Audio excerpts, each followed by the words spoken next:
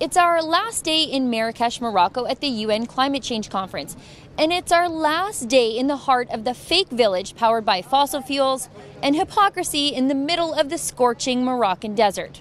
There were fake fountains, fake buildings, fake sidewalks, fake restaurants, acres and acres of parking lots, massive air conditioning units to keep the delegates cool and comfortable, and garbage cans no one knows how to use, and my very favorite thing, the watering of the ground to keep the dust off the expensive shoes of the fancy people who've come here to tell us to use less water in our everyday lives back at home. So what did they even do here this week? Well, the international parties released a document called the Marrakech Action Proclamation, reaffirming their commitment to implementing last year's Paris Treaty. I'll read a bit of it for you, just so you don't have to. You can thank me later. It says, "We call for the highest political commitment to combat climate change as a matter of urgent priority." And then it says, "We call for urgently raising ambition and strengthening cooperation amongst ourselves to close the gap between current emissions trajectories and the pathway needed to meet the long-term temperature goals of the Paris Agreement." I know, what does this even mean? I have English as my first language, and I still need a social justice decoder ring to understand that mashup of word confetti.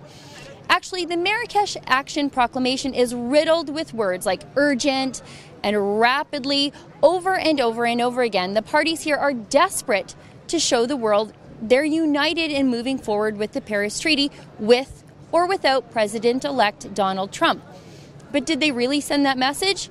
They're trying so hard, but I am so unconvinced. I've spent a week here with my colleagues in the desert, and I still don't know what all these people have accomplished. I've seen grief at the election of Donald Trump, fear at what he's going to do next to derail their climate change agenda, and the haste to push through the Paris Agreement seems a lot more like panic than actual political momentum to move forward with the climate change agenda. And really, does any of it actually matter? Of course not without the US. This whole week was like a funeral in the desert for the hopes and dreams of climate change evangelists, where everyone is still in denial that their dreams and hopes are dead and gone. All these people, well, they're just trying to reassure and comfort each other in their time of grief. I almost feel bad for them.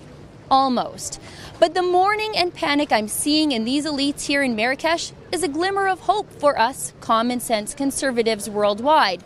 There is a counter movement pushing back against the fake climate change consensus that includes Donald Trump, Marine Le Pen, and Nigel Farage. In fact, even we're a part of that movement, and it's growing more every day. For the first time in a long time, the climate bullies are afraid, and we saw it firsthand here in Marrakech, Morocco. For the Rebel.media, I'm Sheila Gunn-Reid.